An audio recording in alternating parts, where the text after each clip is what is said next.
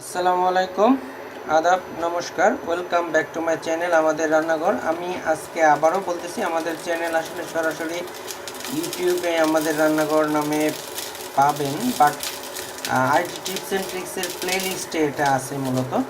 তো যাই হোক, আজ আমরা তৈরি করব চিকেন সালাদ।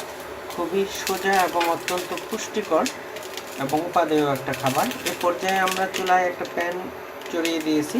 এখানে আমরা পানিটা মিশে গেলে আমরা কিছুক্ষণ আগে কিছু মাংস হালকা সিদ্ধ করা মাংস আমরা ম্যারিনেট করে রেখেছি। এটা আসলে আপনারা আগে থেকে সিদ্ধ করে নিলে ভালো হয়, যেহেতু এটা চিকেন সালাদ, মানে মুরগির মাংসের সালাদ। তো মাংসটা আগে থেকে সিদ্ধ করে নিলে কাজটাও সহজ হয় আর এটা উপাদেয় হয়। তো এই পর্যায়ে আমরা যেটা করব, এই ম্যারিনেট করা, এটা আমরা তন্দুরি মশলা দিয়ে ম্যারিনেট করে রেখেছিলাম প্রায় আধা ঘন্টার মতো রান্না বা সিদ্ধ মাংসটা। এখন আমরা এটা কিছুক্ষণের মধ্যে এটা চুলায় দিব। আগে আমরা দেখে নিই যে এটা তেল দেওয়ার উপযোগী হয়েছে কিনা। তো এই পর্যায়ে আমরা তেল দিচ্ছি প্যানে। হালকা তেল দেবো, কারণ আমরা যে মশলাগুলো ইউজ করব সেখানে আমরা আসলে খুব বেশি তেল দেওয়ার প্রয়োজন হবে না। জাস্ট আমরা একটু ব্রাশ করে নিচ্ছি। এ পর্যায়ে আমরা মাংসগুলো, ম্যারিনেট করা মাংস যেগুলো আমরা তন্দুরি মশলা দিয়ে ম্যারিনেট করে রেখেছিলাম, সেই মাংসগুলো আমরা একটু ভেজে নিচ্ছি।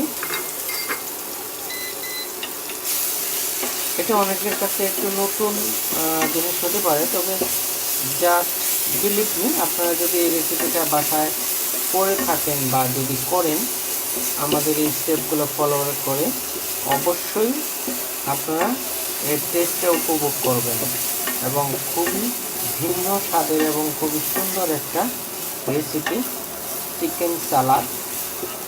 বাকি উপকরণগুলো একে একে আপনাদের আমরা দেখাবো। তো আমাদের সাথে আপনারা থাকেন। আমরা এটা প্রায় 3-4 মিনিটের মতো এটা আমরা ভেজে নিচ্ছি।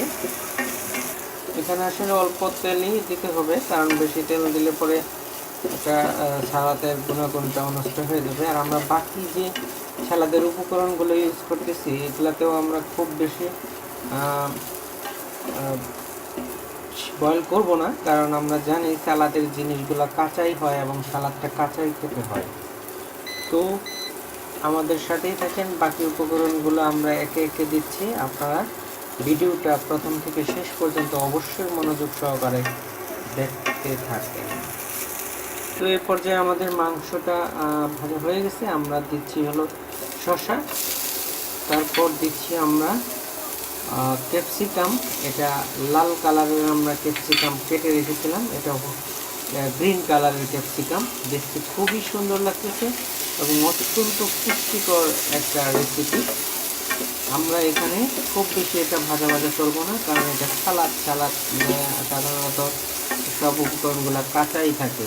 এই পর্যায়ে আমরা দিচ্ছি সামান্য বিট লবণ। বিট লবণটার পরিমাণ আপনারা কম দিবেন, খুব বেশি যদি প্রয়োজন হয় কারণ আপনারা সেই অনুযায়ী দিবেন। এটা আমরা মিক্স করে নিচ্ছি। এটা এমনিতে খুবই সুন্দর একটা সেন্ট চলে আসে। এই পর্যায়ে আমরা দিব হলো ব্ল্যাক পেপার, গোলমরিচ।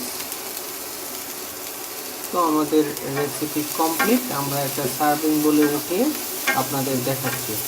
খুবই সহজেই তৈরি করে ফেললাম চিকেন সালাদ। তো এটা আমরা এখনই সার্ভিং বলে নিয়ে আপনাদের দেখাচ্ছি। তো আমাদের চিকেন সালাদ কমপ্লিট। অত্যন্ত পুষ্টিকর একটা সালাদ। আমরা যে যে উপকরণগুলো দিয়ে তৈরি করেছি আপনারা ভিডিওটা ফার্স্ট ও লাস্ট দেখলে অবশ্যই বুঝতে পারবেন। আশা করি ভবিষ্যতে আপনারা এই ধরনের রেসিপি তৈরি করবেন এবং এনজয় করবেন আমাদের এই অপূর্ব সৃষ্টি। এটা খুবই পুষ্টিকর এবং সহজেই তৈরি করার মতো একটা সালাদ।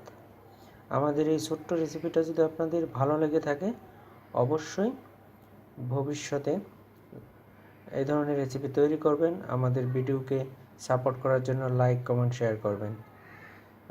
If you like this video, this recipe, please like comment share.